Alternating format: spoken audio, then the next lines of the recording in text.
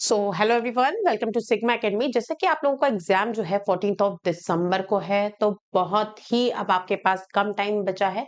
ये सिर्फ वही टाइम है जिसमें आप केवल अपने शॉर्ट नोट्स को पढ़ सकते हैं, आप पीवाईक्यूज लगा सकते हैं या मॉक टेस्ट लगा सकते हैं।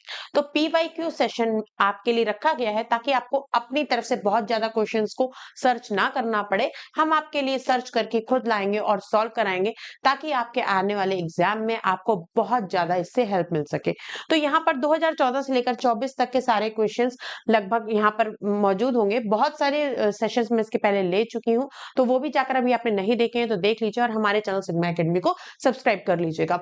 तो यहाँ पर जो पहला क्वेश्चन है, ये जो क्वेश्चंस आज दिए गए हैं वो लिए गए हैं सीटेट पेपर 2 के मैथ्स के 7 जुलाई 2024 में आए हुए एग्जाम के।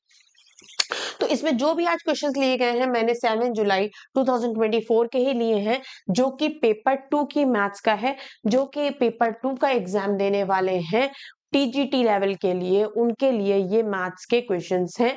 लेकिन जो पेपर 1 सिर्फ पीआरटी के लिए भी भर रहे हैं वो भी जरूर देखें, क्योंकि अब पीआरटी में भी अच्छे लेवल की मैथ्स पूछी जाने लगी है। तो आइए स्टार्ट करते हैं। तो पहला क्वेश्चन था the number of faces, edges and vertices faces, edges and vertices V of a polyhedron are 7, 15 and x respectively, then the value of 2f plus 3e minus 4x। तो इस क्वेश्चन को लगाने से पहले हमें आयलर्स फॉर्मूला का पता होना चाहिए कि आयलर्स फॉर्मूला क्या होता है, और उसी पे बेस्ड होगा ये क्वेश्चन। अगर वो नहीं आता तो आपको नहीं कर पाएंगे। तो आयलर्स फॉर्मूला होता है V minus E plus F equals to 2। क्या होता है Euler's formula? V minus E plus F equals to 2। Euler's formula जो होता है आपका वो होता है V minus E plus F equals to 2।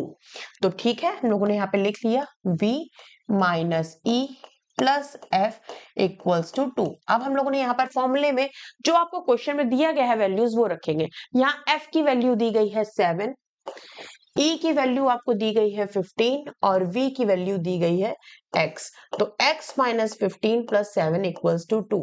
जब यहाँ x से सॉल्व किया तो यहाँ पर आएगा 8 इज इक्वल्स टू 2। तो यहाँ से x की वैल्यू आपकी क्या आएगी? 9 आएगी। क्या यही वैल्यू है? आप लोग फिर से चेक करिएगा। V minus E plus F equals to 2 में जब रखेंगे माइनस 15 प्लस 7 इक्वल्स टू 2 7 में क्या करेंगे? 8 प्लस करेंगे तो 15 आएगा। तो माइनस 15 प्लस 7 क्या हो गया? माइनस 8 हो गया। तो यहाँ पर क्या होगा? माइनस 8 के बाद यहाँ पर जब 8 प्लस 2 गया तो क्या होगा? x की वैल्यू 10 हो गई। x की वैल्यू यहां से निकल आई। अब हमें लेकिन निकालना ये नहीं था, हमें निकालना क्या था? हमें निकालना था value 2f minus 3e minus 4x। किसकी वैल्यू निकालनी थी? 2f plus 3e minus 4x। तो ठीक है, यहाँ फॉर्मूले में हम लोग रख लेंगे। f की वैल्यू थी आपकी 7, e की वैल्यू थी माइनस 15, है ना? e की वैल्यू क्या थी? 15। e की वैल्यू क्या थी? 15 थी। e की वैल्यू क्या थी? 15 और माइनस 4 इंटू एक्स की वैल्यू हमारी निकली 10। यहां से सॉल्व किया, 7 2 जा 14, 15 3 जा 45, 4 10 जा 40, 5 प्लस 4 9, 4 प्लस 1 5, 59 माइनस 40 जो कि आएगा 19। क्या वैल्यू आएगी आपकी? यहाँ पर जो 2f plus 3e minus 4x की जो वैल्यू आएगी 19, यानी कि ऑप्शन डी आपका इसमें जो है वो करेक्ट ऑप्शन होगा। इसके लिए आपको ये आयलर्स फॉर्मूला पता होना चाहिए, तभी इस क्वेश्चन को आप निकाल पाएंगे, वरना इस क्वेश्चन को आप सॉल्व नहीं कर पाएंगे। पीवाईक्यू सेशन इसीलिए लगाने को कहते हैं क्योंकि आगे भी जब आपको ये क्वेश्चन आएगा इसी तरीके का हो सकता है, डेटा चेंज हो सकता है डेटा चेंज ना भी हो, तो आपको ये याद रहेगा कि कौन सा फॉर्मूला यूज हुआ था, तो ये हमारा रिजल्ट निकल के आया था। ठीक है, नेक्स्ट क्वेश्चन की तरफ आगे बढ़ते हैं। Marks obtained by some students of a class are, ये है, and the difference of the mean and the range of the data. Mean क्या होता है? मीन निकालने के लिए हम क्या करेंगे, जितने मार्क्स ऑब्टेन्ड हैं उनको प्लस करके जितने स्टूडेंट्स हैं उससे डिवाइड कर देंगे तो क्या निकल आएगा, मीन निकल आएगा। और जब हमें रेंज निकालनी होती है तो रेंज होती है मैक्सिमम नंबर्स जितने यहाँ पर हैं उसमें सबसे मिनिमम नंबर माइनस करेंगे तो रेंज आ जाएगी। तो ठीक है, पहले हम लोग क्या निकालेंगे, हम लोग निकालेंगे marks obtained by all the students. जब हम मार्क्स निकालेंगे तो सारे मार्क्स को क्या करेंगे, प्लस करेंगे। तो टोटल मार्क्स निकालेंगे, टोटल मार्क्स तो हम लोगों को क्या करना है, 36 plus 37 plus 31 plus 42 plus 23 plus 38 plus 17 plus 18 plus 35 plus 25 plus 29 और प्लस 35। इन सबको आप जब प्लस करोगे 36 37 से लेकर 35 तो आपको प्लस करके क्या आएगा, 366 आएगा। कितना आएगा, 366। और टोटल स्टूडेंट्स जो थे वो कितने थे, अगर टोटल स्टूडेंट्स की बात करें तो 1 2 3 4 5 6 7 8 9 10 11 12 स्टूडेंट्स थे। ठीक है, तो यहां पर जब हमें क्या निकालना होगा, मीन निकालना होगा, तो टोटल जो आपके मार्क्स आए हैं उसमें से टोटल स्टूडेंट्स जो हैं उसको हम डिवाइड कर देंगे। 366 को जब 12 से डिवाइड करेंगे तो आएगा 30.5। क्या आएगा, 30.5। रेंज निकालने के लिए क्या करेंगे, मैक्सिमम मार्क्स देखेंगे यहाँ पर कितना था, सबसे ज्यादा मार्क्स और सबसे मिनिमम मार्क्स। तो जब हम लोग ऊपर जाके चेक करेंगे कि सबसे ज्यादा मार्क्स किसने कौन सा था, तो सबसे ज्यादा 42 दिख रहा है और सबसे कम की बात करें तो कितना दिख रहा है आपको, 17 दिख रहा है। तो मैक्सिमम मार्क्स हो गए 42 और मिनिमम मार्क्स हो गए आपके 17। यहां से हम क्या करेंगे, रेंज निकालेंगे। रेंज क्या होगी, 42 माइनस 17। क्या होगी, 42 माइनस 17। रेंज निकालेंगे, 42 माइनस 17 की वैल्यू आएगी 25। कितनी आएगी, 25। अब हमें क्या निकालना है, डिफरेंस निकालना है, किसका, रेंज और आपका मीन का। तो निकाल लेंगे, 30.5 में से 25 माइनस करेंगे, 5 यहां पर रहेगा, 5.5 क्या आएगा, 30.5 में से 25 माइनस करेंगे तो 5.5 आएगा, जो कि आपका ऑप्शन ए करेक्ट ऑप्शन है। ठीक है, इस तरीके से ये क्वेश्चन होगा। नेक्स्ट क्वेश्चन में आते हैं। ये वैल्यू आपको दी गई है, आप लोग देख रहे होंगे यहाँ पर कोई नंबर आपको सेम दिख रहा है, 2x plus 5, 2x plus 5y, 2x plus 5y, 2x plus 5y। तो ये इतना लंबा ना लिख के हम क्या करेंगे, 2x प्लस 5y को हम लोग कुछ मान लेते हैं, z मान लेते हैं। यहाँ क्या बताना है कि 2x प्लस 5y का होल स्क्वायर, ये स्क्वायर है, ठीक है, ये क्या है, ये स्क्वायर है, ऊपर है, और 5 इतना माइनस 14, तो ये इसके बराबर है, left hand side right hand side के इक्वल है, तो p प्लस क्यू का मान बताना है, वैल्यू बतानी है। तो कैसे करेंगे, हम लोगों ने इसको z मान लिया, तो यहाँ पर जब हम लोगों ने लेफ्ट हैंड साइड की बात करी तो क्या होगी, z का स्क्वायर माइनस 5z माइनस 14। ठीक है, ये आया z square minus 5z minus 14। यहां से क्या करेंगे, इस क्वाड्रेटिक इक्वेशन को जब सॉल्व करेंगे तो क्या आएगी, 7 2 14 होता है, minus 7z plus 2z minus 14। यहां से क्या किया, z कॉमन लिया, अंदर z माइनस 7 यहाँ पर बचा, यहाँ पर 2 कॉमन लिया, यहाँ पे भी z माइनस 7 है, तो z की वैल्यू यहाँ से क्या आ गई, एक तो 7 आ गई, एक आपकी माइनस 2 आ गई। z की दो वैल्यूज कौन सी आई, एक 7 आई, क्या आई, एक तो क्या आई आपकी, एक तो 7 आई और एक माइनस 2 आई, z minus 7, z plus 2, z की 7 और 2 आई। ठीक है, जब हम उसको आगे रखेंगे, क्या रखा है, 2x plus 5y plus p। ठीक है, 2x plus 5y plus p, 2x मतलब z, z plus p, z plus q।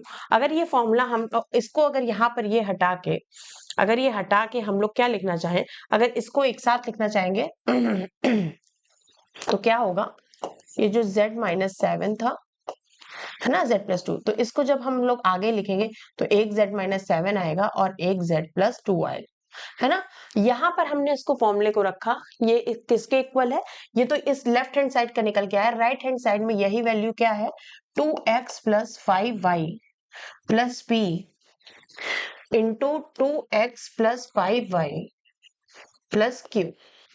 ठीक है, अब आप ये देखिए z की वैल्यू क्या निकाली थी हमने 2x प्लस 5y, तो हम लोग यहाँ फिर से रख देंगे 2x प्लस 5y माइनस 7 है, इधर क्या है 2x प्लस 5y प्लस 2 है, और इधर क्या है 2x plus 5y plus p है, और 2x plus 5y plus q है।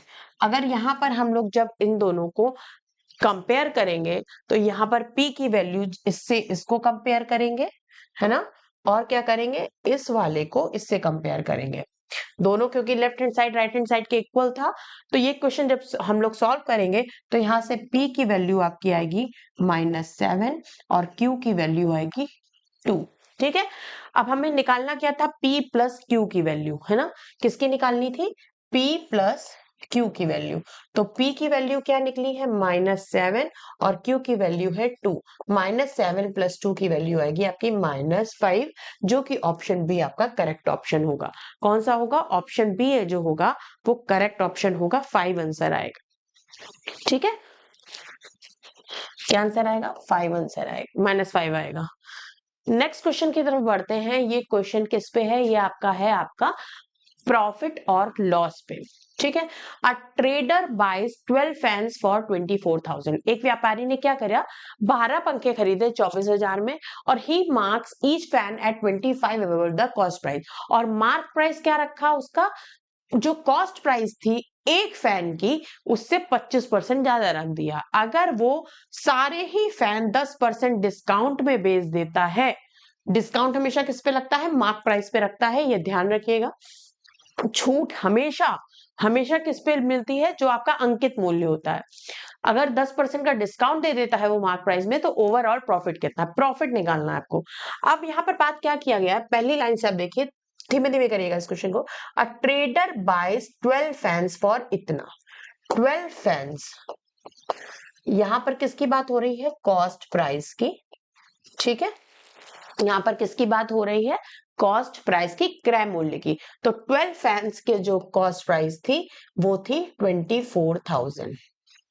मतलब कि एक फैन की कितनी होगी, एक फैन की कॉस्ट प्राइस कितनी होगी 24,000 अपॉन 12, तो कितनी होगी 2,000 रुपीज होगी।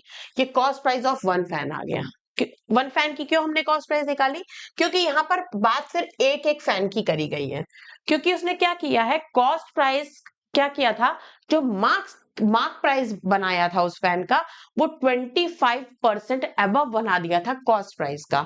एक फैन की बात की गई है, तो क्या करेंगे, mark price of one fan क्या किया है, कॉस्ट प्राइस को 25% अबव कर दिया है। तो कॉस्ट प्राइस था आपका 2,000, 25% अबव मतलब 100 प्लस 25 यानी कि 125। इसको जब यहां से हमने सॉल्व किया तो 0 का 0, 5 2 5 जा 10, 2 2 जा 4 प्लस 1 और 2 1 जा 2, तो 2500। Mark price of one fan क्या आया आपका 2500 आया। अब यहां से क्या बोला गया है, if he sells all fans by giving 10% discount. अब डिस्काउंट मार्क प्राइस पे लगता है, ये जो आपका है एक फैन की बात की गई यहाँ पर, लेकिन ऑल फैंस की बात की गई है। अब ये 2500 एक फैन का है, तो अब हमने क्या कहा है, सेलिंग प्राइस की बात की गई है। तो सेलिंग प्राइस कैसे है, मार्क प्राइस पे 10% का डिस्काउंट दिया गया है सारे फैन पे। तो सारे फैन की बात है, ये एक फैन का मार्क प्राइस है, सारा फैन मतलब 12 फैंस की बात हो रही है। तो डिस्काउंट कितना दिया गया है 10%। 10% मतलब 90 की बात है, 100 माइनस 10 यानी कि 90 की बात की गई है। तो सीधे हम लोग क्या कर देंगे, 100 माइनस 10 को यहाँ पर कितना लिख लेंगे, 90 लिख लेंगे। यहाँ पर हमने क्या किया, 100 माइनस 10 हटाया और यहाँ हमने क्या लिख लिया, सीधे 90 लिख लिया। जब इसको हम लोग सॉल्व करेंगे, है ना, 25 इंटू 12 इंटू 90, तो यहां पर आएगा 27,000। कितना आएगा, इसको आप सॉल्व करेंगे तो आएगा 27,000। अब ये आपका आ गया है स्वेलिंग प्राइस, किसका आ गया है, ये आपकी ऑल फैंस, मतलब 12 फैन थे, 12 फैंस का ये सेलिंग प्राइस आ गया है। हमें बताना है हिज ओवरऑल प्रॉफिट, मतलब टोटल फैन पे कितना प्रॉफिट हुआ। जब ओवरऑल प्रॉफिट की बात की गई है तो ओवरऑल प्रॉफिट किस पे होगा, टोटल पे होगा। तो selling price minus cost price जो करेंगे वही आपका प्रॉफिट होगा। सेलिंग प्राइस कितना है 12 फैंस का 27,000 है। कॉस्ट प्राइस 12 फैंस का ये देखिए लिखा हुआ है 24,000 है, 24,000 है। जब हमने इसको माइनस किया तो यहाँ से प्रॉफिट क्या होता है, selling price minus cost price, minus करके निकाला तो कितना आया, 3,000 आया, जो कि ऑप्शन आपका कौन सा, डी करेक्ट है। डी ऑप्शन आपका करेक्ट है। बहुत ही इजी क्वेश्चन है बट थोड़ा सा ट्रिकी है। अगर आपके कॉन्सेप्ट क्लियर नहीं होंगे कि डिस्काउंट किस पे लगता है, प्रॉफिट किस पे होता है, प्रॉफिट है क्या, है ना, और यहाँ पर कैसे एक फैन की कब बात हुई, ऑल फैंस की कब बात हुई, तब तक आप ये क्वेश्चन नहीं कर पाएंगे, आपका रॉन्ग हो जाएगा। तो बहुत ही कॉन्सेप्ट अपने क्लियर रखिएगा। अगर कॉन्सेप्ट क्लियर है तो कोई भी क्वेश्चन आपको टफ लगेगा ही नहीं, फटाफट से आंसर आ जाएगा। ठीक है, नेक्स्ट क्वेश्चन की तरफ आगे बढ़ते हैं हम लोग। नेक्स्ट क्वेश्चन क्या है, यही आपका लास्ट क्वेश्चन है आज, ये भी 7 जुलाई 2024 को आया था, पेपर 2 में पूछा गया क्वेश्चन था।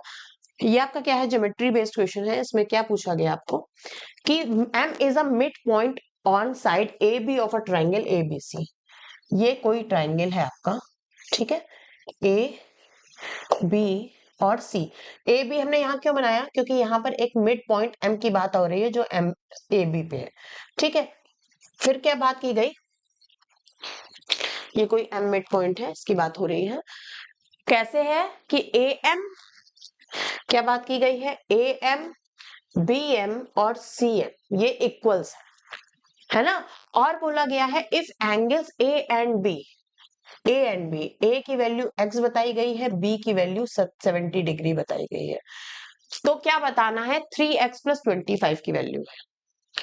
इसमें दो ट्राइंगल्स बन रहे हैं, कौन कौन से ट्राइंगल बन रहे हैं, ए सी एम और बी सी एम, ठीक है। पहले हम लोग बात करते हैं ट्राइंगल ए सी एम की।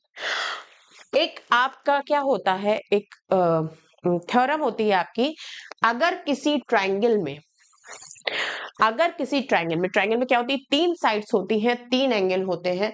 अगर किसी ट्राइंगल में ये दो आपकी साइड्स इक्वल हैं, तो उस इक्वल साइड्स के सामने वाले एंगल, मतलब इसका सामने वाला एंगल ये और इसके सामने वाला एंगल ये दोनों क्या होंगे, इक्वल होंगे। ये दोनों एंगल भी इक्वल हो जाएंगे क्योंकि ये भुजाएं, ये साइड्स इक्वल थी, ये भुजाएं इक्वल थी, इसलिए इनके जो सामने वाले एंगल होंगे वो भी क्या होंगे, इक्वल हो जाएंगे। ये एक थ्योरम है, इसी थ्योरम को हम लोग यहाँ लगाएंगे। ये थ्योरम क्या है, ठीक है, ये है थ्योरम। तो एंगल ACM की बात जब हम करेंगे, ACM की बात करेंगे, तो यहाँ पर क्या दिया है, CM जो है वो AM के इक्वल है, ठीक है, CM AM के इक्वल है। तो एंगल आपका जो होगा CAM जो होगा, इसके सामने वाला CAM और इसके सामने वाला ACM, ये इक्वल होगा और ये किसके बराबर होगा, x के बराबर होगा। मतलब ये A वाला और ये आधा C वाला ये x होंगे, ठीक है। इसी तरीके से अगर हम दूसरे इसकी बात करें, ट्राइंगल BCM की बात करें, तो यहां पर कौन सा एंगल इक्वल है, lines BM is equal to CM। यहां पर क्या है, एंगल CBM जो होगा, इसके सामने वाला एंगल, इसके सामने वाला एंगल कौन सा है, एंगल MCB क्या होगा, 70 डिग्री होगा। यहां पर ये दोनों बातें समझ में आ गई। यहां से ये आपका निकल के आया, यहां से ये वाली बात निकल के आई। अब एक बात आपको पता होगी, किसी भी ट्राइंगल की तीनों एंगल्स का जो सम होता है वो 180 डिग्री होता है। अब हमने बात करी एंगल ABC यानी बड़े एंगल की बात करी, तो angle A plus angle B plus angle C ये क्या होगा, 180 डिग्री के इक्वल होगा। एंगल A यहाँ पर आपको x दिया है, एंगल B जो है 70 डिग्री दिया है, और एंगल C कितना दिया है, एंगल C यहाँ दो एंगल से मिलके बना है, एक ये और एक ये, तो ACM x के बराबर है और BCM या MCB 70 डिग्री के बराबर है। ये 180 डिग्री के बराबर होगा क्योंकि तीनों एंगल्स का योग कितना होता है, 180 डिग्री होता है किसी भी ट्रायंगल के। जब हमने यहाँ ऐड किया तो x प्लस एक्स 2x हो गया, 70 प्लस 70 140 हो गया, 140 डिग्री, और ये 180 डिग्री हो गया, है ना। ये हो गया। अब 2x की वैल्यू कितनी होगी, 180 माइनस 140, 40 डिग्री हो गया। तो x की वैल्यू जो यहां से निकल के आई वो कितनी आई, 20 डिग्री। x की वैल्यू क्या निकल के आई, 20 डिग्री। अब यहां हमें निकालना था वैल्यू, किसकी निकालनी थी, हमें निकालनी किसकी वैल्यू थी, 3x प्लस 25 डिग्री की वैल्यू निकालनी थी। तो 3x यानी कि 20 प्लस 25, 3 2 जा 60 डिग्री प्लस 25 डिग्री, है ना, कितना आया, 60 प्लस 25 85 डिग्री आंसर आएगा, जो कि आपका ऑप्शन डी है वो करेक्ट ऑप्शन होगा। ठीक है, तो ये क्वेश्चन था ज्योमेट्री का, जिसमें आपको ज्योमेट्री की थ्योरम आनी चाहिए। तो पेपर 2 को पढ़ने के लिए आपकी सारे कॉन्सेप्ट बहुत अच्छे से क्लियर होने चाहिए, क्योंकि मैथ्स इतना भी हलवा नहीं आता है, पेपर 2 में तो बिल्कुल भी नहीं आता है। ये अभी का क्वेश्चन है, देख रहे हैं सारे क्वेश्चन कराए हैं, ये अभी आपके जुलाई में जो लास्ट साइकिल का एग्जाम था उसी के सारे क्वेश्चन है। बहुत इजी भी नहीं है, लेकिन जिसको अच्छे से कॉन्सेप्ट क्लियर है उनके लिए वो टफ भी नहीं है। तो अब बिल्कुल टाइम नहीं बचा है, आप फटाफट से PYQ सेशंस देखते रहें, इसी तरीके के क्वेश्चंस को लगाते रहें, मॉक टेस्ट करते रहें, शॉर्ट नोट्स बनाते रहें। कोई भी सब्जेक्ट आप कर रहे हैं, मैथ्स कर रहे हैं, CDP कर रहे हैं, हिंदी इंग्लिश कर रहे हैं, जहां भी आप हैं उस चीज को जो समझ में आ रहा है आपको उसके शॉर्ट नोट्स बनाते रहें, ताकि एग्जाम के आखिरी दिनों में आपके वो बहुत काम आए। तो इसी तरीके के सेशन से जुड़ने के लिए हमारे चैनल सिग्मा एकेडमी को सब्सक्राइब कर लें। और अगर कोई भी ऐसा क्वेश्चन मैथ का होता है, सीटेट में मैथ्स का, चाहे वो पेपर 1 का हो, चाहे वो पेपर 2 का हो, या फिर आप किसी एस्टेट का भी तैयारी कर रहे हैं, किसी स्टेट के टेट की तैयारी कर रहे हैं, तो भी आपको क्वेश्चन जिसमें डाउट है वो आप पूछ सकते हैं, या तो हमारे कमेंट बॉक्स में कमेंट कर सकते हैं, या तो हमारे टेलीग्राम चैनल पे जाकर आप उस क्वेश्चन को पूछ सकते हैं। So thank you everyone.